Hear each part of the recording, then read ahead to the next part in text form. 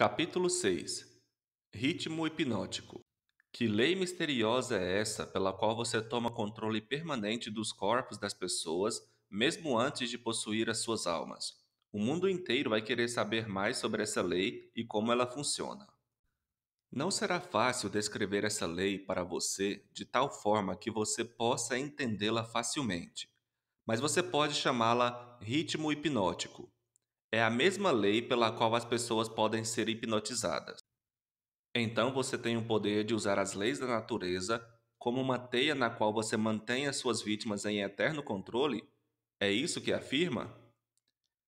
Isso não é somente o que afirmo, isso é a verdade.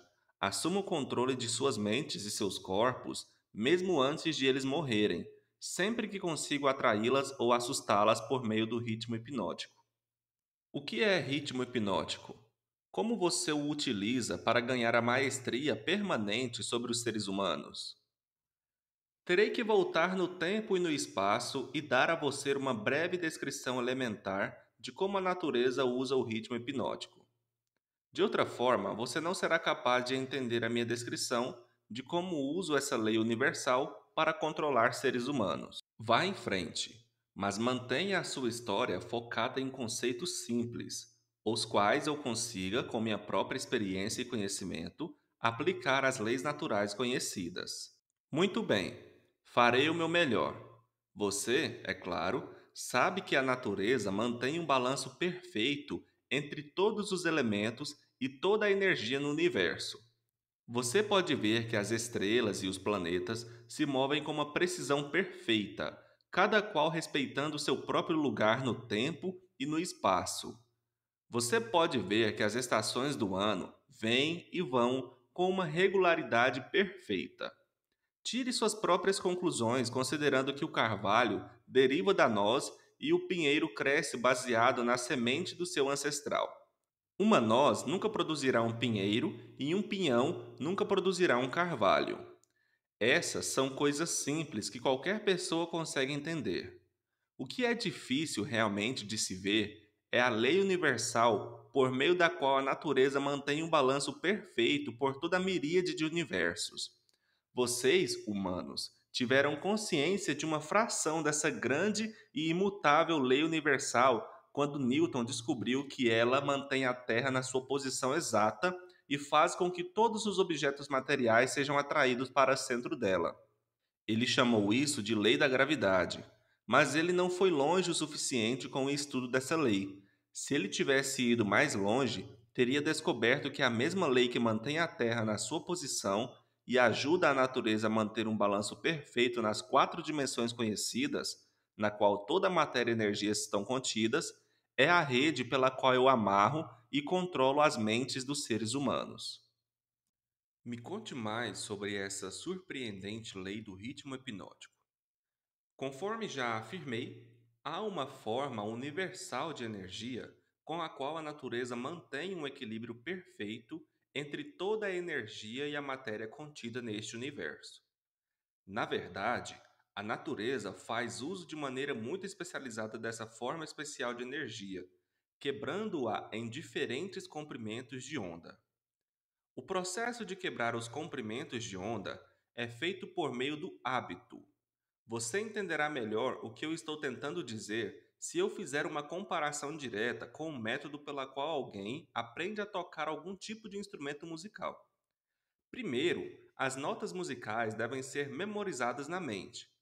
Feito isso, elas relacionam-se umas com as outras por meio da melodia e do ritmo.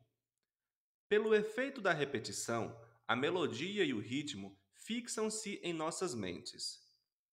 Observe atentamente como o músico deve repetir incessantemente uma música antes de ele ter domínio sobre ela. Por meio da repetição, as notas musicais misturam-se e então você tem uma música.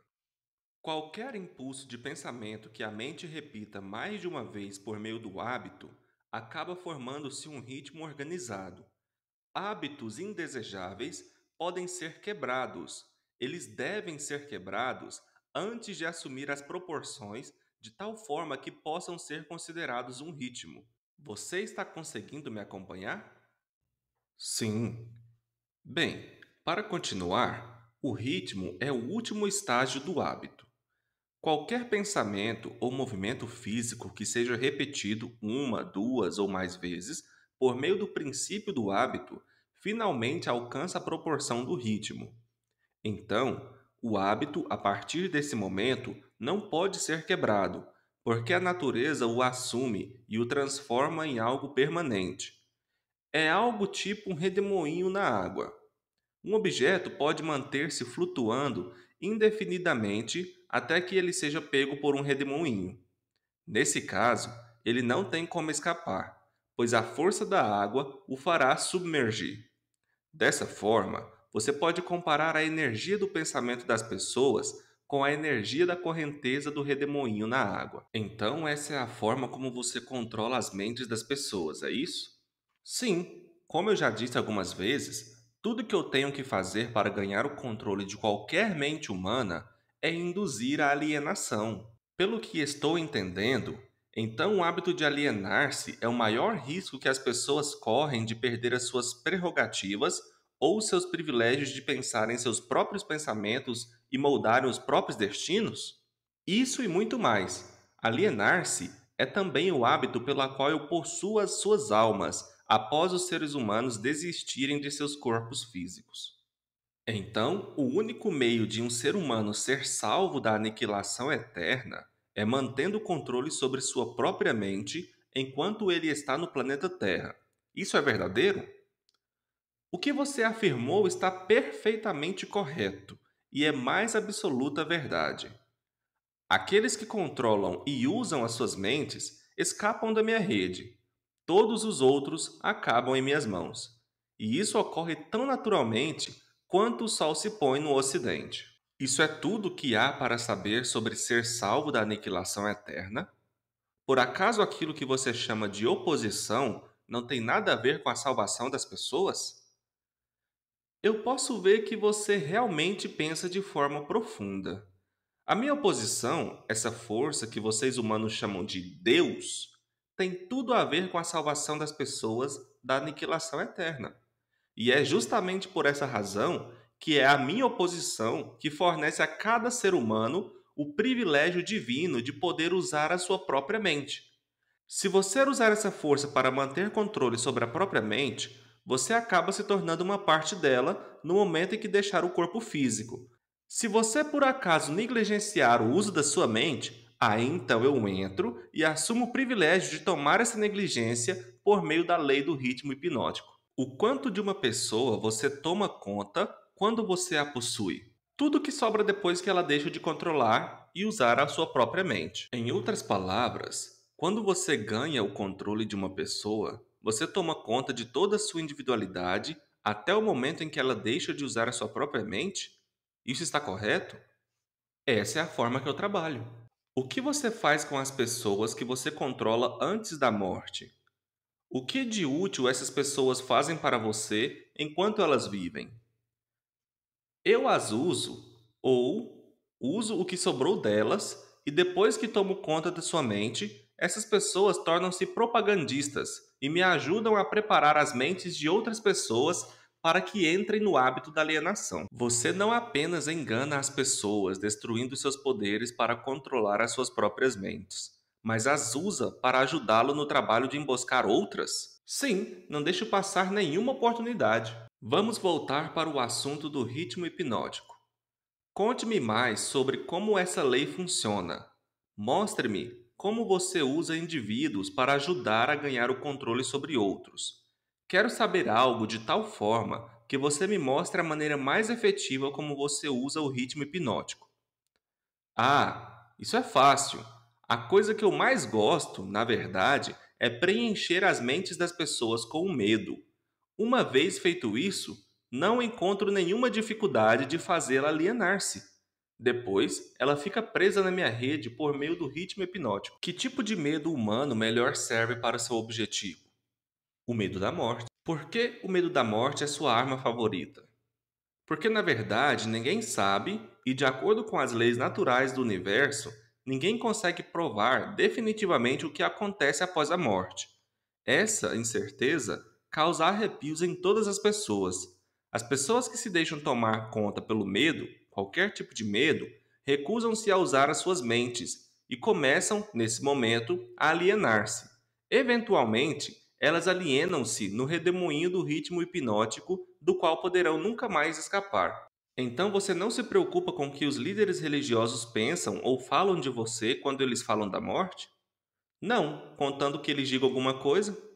Se as igrejas parassem de falar sobre mim, a minha causa sofreria um grande revés. Todo ataque feito contra mim, na verdade, aumenta o medo nas mentes de todas as pessoas que são influenciadas por esses líderes.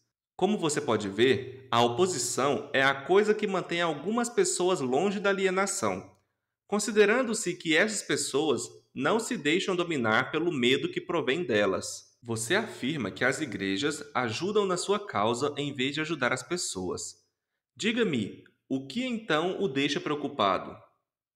A minha única preocupação é que algum dia um real pensador possa aparecer na Terra. O que aconteceria se um pensador aparecesse na Terra? Você me pergunta o que aconteceria? Vou contar-lhe o que aconteceria. As pessoas aprenderiam a maior de todas as verdades, que o tempo que elas passam temendo alguma coisa, se fosse revertido em fé, daria a elas tudo o que elas gostariam de ter do mundo material, e também as salvaria de mim após sua morte física.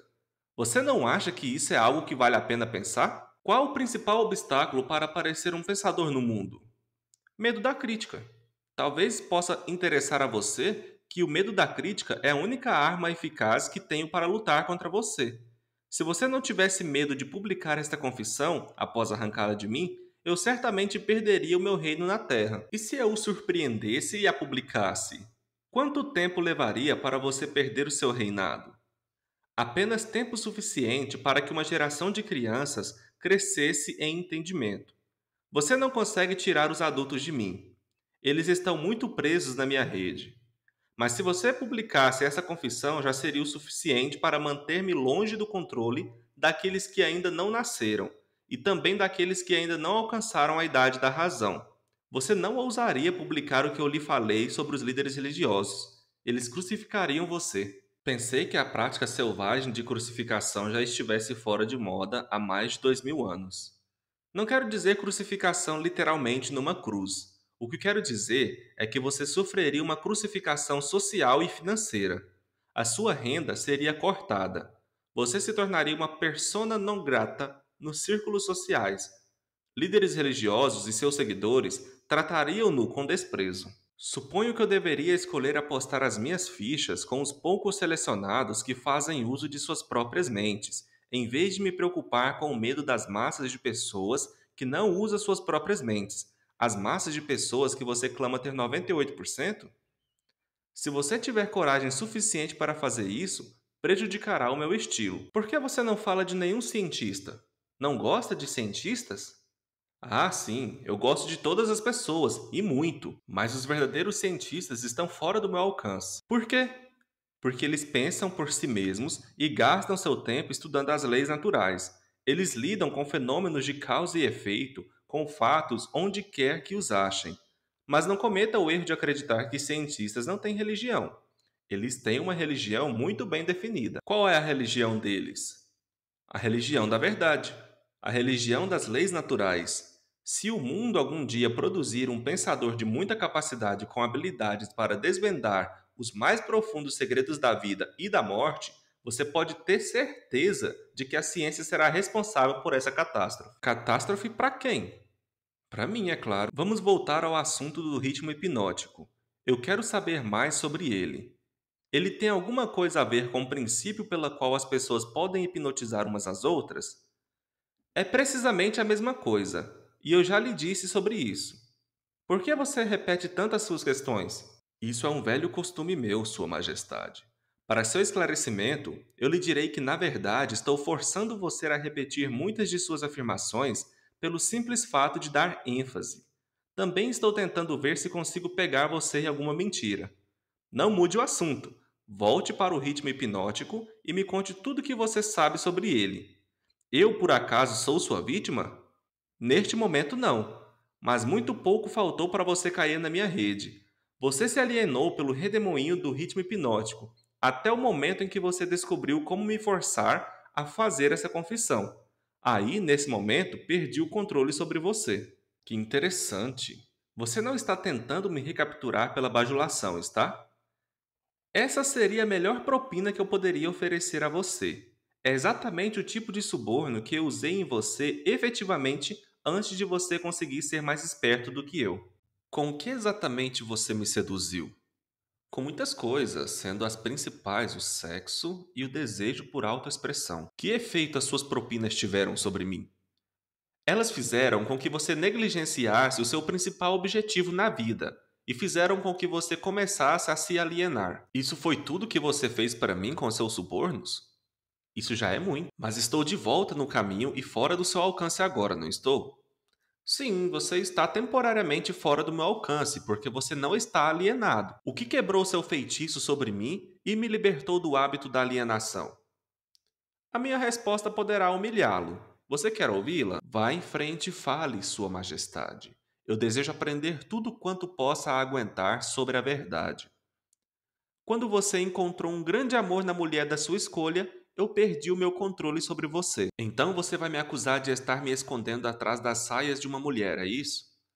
Não, na verdade, não se escondendo. Eu não colocaria dessa forma.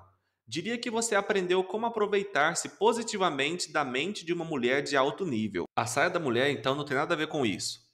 Não, mas seu cérebro, sim. Quando você e sua esposa começaram a combinar os seus dois cérebros por meio do hábito do Mastermind, todos os dias você se deparou com um poder secreto com o qual você me forçou a realizar essa confissão. Isso é verdade ou você está tentando me bajular de novo? Eu poderia bajulá-lo e seduzi-lo se eu estivesse sozinho com você, mas não consigo enquanto você estiver fazendo uso da sua mente e da sua mulher de forma combinada. Estou começando a entender algo importante. Estou começando a entender o que queria dizer aquela passagem da Bíblia que dizia de forma enfática: quando dois ou mais reúnem-se e pedirem por qualquer coisa em meu nome, lhes será concedido. É verdade, então, que as duas mentes são melhores do que uma? Não somente é verdade, mas é necessário antes que alguém consiga continuamente contatar a grande central de inteligência infinita que conhece tudo o que é, o que foi e o que será. Existe essa central de inteligência infinita? Se não existisse, você não estaria nesse momento me humilhando, obrigando-me a confessar meus principais segredos. Não é perigoso dar esse tipo de informação para o mundo? Claro, é muito perigoso para mim. Se eu fosse você, não entregaria esse tipo de informação. Vamos voltar agora para a técnica por meio da qual você faz com que suas vítimas caiam no hábito da alienação. Qual o primeiro passo que um alienado deve dar para quebrar esse hábito tão diabólico? Um desejo ardente de quebrá-lo. Você com certeza sabe que ninguém pode ser hipnotizado por outra pessoa sem estar consciente e apto a ser hipnotizado. Essa consciência pode assumir a forma de indiferença em relação à vida, geralmente por falta de ambição, medo, falta de definição de um propósito e muitas outras formas. A natureza não precisa do consentimento de ninguém para fazer uma pessoa cair sob o feitiço do ritmo hipnótico. Tudo o que ela precisa é encontrar uma pessoa desprevenida, negligenciando o uso da própria mente de alguma forma. Lembre-se disso. O que quer que você tenha, ou você usa, ou você perde. Todas as tentativas bem-sucedidas de quebrar o hábito da alienação devem ser feitas antes que a natureza a transforme em um hábito permanente por meio do ritmo hipnótico. Pelo que estou entendendo, o ritmo hipnótico é uma lei natural por meio da qual a natureza fixa a vibração de todos os ambientes. Isso é verdade? Sim, a natureza usa o ritmo hipnótico para fazer os pensamentos dominantes de uma pessoa e os seus hábitos de pensamento se tornarem permanentes. É por isso que a pobreza é uma doença. A natureza a faz dessa forma, fixando permanentemente os hábitos de pensamento de todos que aceitam a pobreza como uma circunstância inevitável. Por meio dessa mesma lei do ritmo hipnótico, a natureza também fixará permanentemente pensamentos positivos de riqueza e prosperidade. Talvez você entenda melhor como o ritmo hipnótico trabalha se eu lhe disser que a sua natureza é fixar permanentemente todos os seus hábitos, sejam eles mentais, sejam físicos. Se a sua mente teme a pobreza, a sua mente atrairá a pobreza. Se a sua mente deseja riqueza e espera por ela, a sua mente atrairá os equivalentes físicos e financeiros da riqueza. Isso está em concordância com a lei imutável da natureza. O escritor daquela frase na Bíblia, o que quer que o homem plante, ele colherá, tinha em mente essa lei da natureza? Ele não poderia ter nada além disso em sua mente. A afirmação é verdadeira. Você pode ver evidências dessa verdade em todas as relações humanas. É por isso que o homem que forma o hábito de alienar-se através da vida deve aceitar o que quer que chegue às suas mãos. Isso está correto? Isso está absolutamente correto. A vida paga ao alienado pelo seu próprio preço, em seus próprios termos. O não alienado faz a vida pagar nos seus termos. Por acaso a questão da moral não entra no que se consegue da vida? Para falar a verdade, a única razão que entra a moral é que ela tem uma influência direta nos pensamentos de uma pessoa. Ninguém consegue o que quer da vida meramente sendo bom, se é o que você está querendo saber. Não, acho que não. Entendo o que você quer dizer. Estamos todos onde estamos e sendo o que somos pelos nossos feitos. Não exatamente. Você está onde está e você é o que é por causa dos seus pensamentos e de suas ações. Então, isso que chamam de sorte não existe, é isso? Enfaticamente não. As circunstâncias que as pessoas não entendem são classificadas sob o título de sorte. Por trás de toda a realidade existe uma causa. Muitas vezes, a causa está tão longe do efeito que a circunstância pode ser explicada somente atribuindo-se à sorte. A natureza não reconhece tal lei como sorte. É uma hipótese feita pelo homem com a qual ele explica as coisas que ele não entende. Os termos sorte e milagre são irmãos gêmeos. Nenhum dos dois tem uma existência real, exceto na imaginação das pessoas. Ambos são usados para explicar aquilo que as pessoas não entendem. Lembre-se disso: tudo que tem uma existência real pode ser provado como tal. Mantenha essa verdade na sua mente e você se tornará um pensador mais profundo. O que é mais importante? Pensamentos ou atos? Todos os atos seguem pensamentos. Não existem feitos sem antes ter havido um padrão de pensamento que o antecedesse. Além disso, todos os pensamentos têm uma tendência de se tornarem a sua contraparte física. Os pensamentos dominantes, que são aqueles que uma pessoa mistura com as emoções, desejos, esperança, fé, medo, ódio, ganância, entusiasmos, ele não apenas tem a tendência de se tornarem o seu equivalente físico, como também estão fadados a se tornarem o equivalente físico. Isso me leva a lhe pedir que me conte mais sobre a sua pessoa. Onde, além das mentes das pessoas, você se fixa e realiza seus planos? Opero onde quer que haja algo que eu possa controlar e de que eu possa me apropriar. Já lhe disse que eu sou uma porção negativa do elétron da matéria. Sou a explosão do raio. Sou a dor na doença e o sofrimento físico. Sou o general que não é visto na guerra. Sou o agente desconhecido da pobreza e da fome. Sou o executor na pena de morte. Sou o inspirador do desejo na carne. Sou o criador da inveja, da ganância e do ciúme. Sou o instigador do medo. Sou o gênio que converte as realizações de homens da ciência em instrumentos de morte. Sou o destruidor da harmonia em todas as formas de relações humanas. Sou a antítese da justiça. Sou a força propulsora de toda a imoralidade. Sou obstáculo para tudo que é bom. Sou a ansiedade, o suspense, a superstição e a insanidade. Sou o destruidor da esperança e da fé. Sou o inspirador de fofoca destrutiva e do escândalo. Sou o desencorajador do pensamento livre e independente. Em resumo, sou o criador de todas as formas de miséria humana, o instigador do desencorajamento e do desapontamento. E você não chama isso de frio e cruel? Eu chamo isso de certo e confiável. A crise econômica mundial quebrou os hábitos dos homens em todas as partes e redistribuiu as fontes de oportunidades em todos os setores da vida em uma escala sem precedentes. O alíbi do alienado, com o qual ele tenta explicar a sua posição indesejável, é o seu grito que não existem novas oportunidades no mundo. Não alienados não esperam pela oportunidade para trilhar o seu caminho. Eles criam oportunidades que estejam de acordo com seus desejos e necessidades. Os não alienados são espertos o suficiente para evitar a influência do ritmo hipnótico? Ninguém é esperto o suficiente para fugir da influência do ritmo hipnótico. Poderia uma pessoa facilmente evitar a influência da lei da gravidade? A lei do ritmo hipnótico fixa permanentemente os pensamentos dominantes dos homens, sejam eles positivos ou negativos, ou não alienados ou alienados, respectivamente. Não há razão para que um não alienado queira evitar a influência do ritmo hipnótico, porque essa lei é favorável a ele.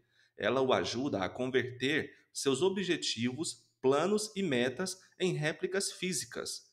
Ela fixa os seus hábitos de pensamentos e os faz permanentes. Somente um alienado desejaria escapar da influência do ritmo hipnótico. Boa parte da minha vida adulta fui um alienado. Como foi que consegui escapar do redemoinho do ritmo hipnótico? Você não escapou. A maior porção dos seus pensamentos e desejos dominantes, desde o momento em que você alcançou a vida adulta, tem sido um desejo definido de entender todas as potencialidades da mente. Você pode ter se alienado em pensamentos de menor importância, mas não se alienou com esse desejo. Devido ao fato de não ter se alienado, você agora está gravando um documento que lhe dará exatamente o que os seus pensamentos dominantes desejavam da vida. Porque a sua oposição não usa o ritmo hipnótico para fazer com que os pensamentos positivos e causas nobres tornem-se permanentes? Porque a sua oposição permite que você use essa força estupenda como um meio de enredar as pessoas em uma rede diabólica gerada pelos seus próprios pensamentos e ações? Porque a sua oposição não vence você blindando as pessoas com pensamentos que construam e as elevem acima da sua influência? A lei do ritmo hipnótico está disponível para todos que queiram fazer uso dela. Faço uso dela de forma mais efetiva do que minha oposição, porque ofereço às pessoas subornos mais atrativos, a fim de que elas pensem os meus tipos de pensamentos e realizem os meus tipos de ações. Em outras palavras, você controla as pessoas fazendo com que pensamentos negativos e ações destrutivas sejam mais prazerosos para elas? Isso está correto? Essa é a ideia exatamente.